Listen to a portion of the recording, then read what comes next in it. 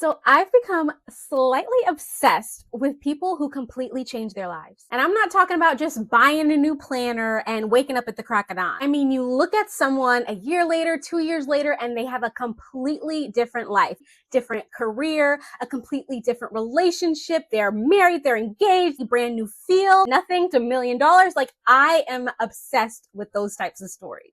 And I'm always thinking, how did they pull that off? Because plenty of people want their life to change. So why does one person become completely unrecognizable, while another person can want a life for 5, 10, 15, 20 years and somehow keep ending up in the same one? People have called me for years a free spirit, like I'm naturally good at taking risks and starting over, which is hilarious because I've been terrified. I've procrastinated. I've stayed too long. I've spent years helping other people build their dreams while postponing my own. So I don't buy that people who change their lives are simply the fearless. I think we're completely confusing two different abilities. Knowing that you want a different life and knowing how to create one. See, those are not the same skill. You can be incredibly clear about what you want. You can have the Pinterest board, the apartment, the career, the morning routine, the woman. You can recognize your dream life almost instantly and still have no clue how to get from here to there. And when I started paying attention to people who've made huge changes,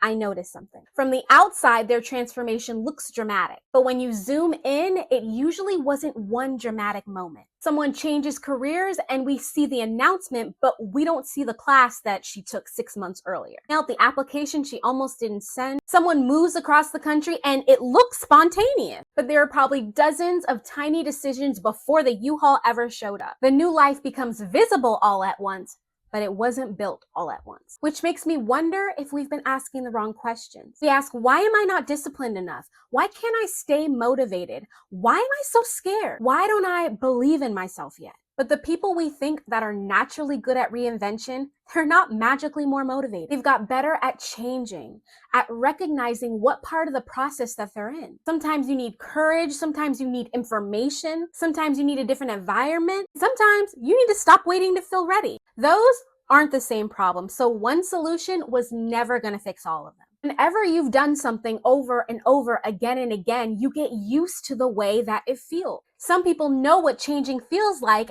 and they know fear doesn't automatically mean stop. They know confidence might show up after the step. Feel fake before it feels familiar. And one terrible week doesn't mean you failed.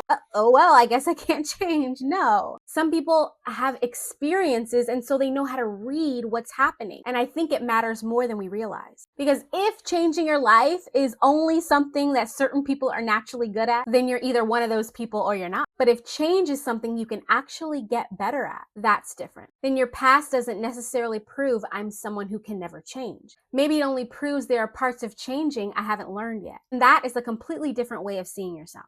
So now when something in my life isn't changing, I'm not trying to immediately ask what's wrong with me. I'm asking, what part of changing this do I not know how to do yet? Those are two completely different questions, and one of them gives you somewhere to go. And if you're obsessed with becoming her, the woman you know you are meant to be, subscribe so you won't miss the next video.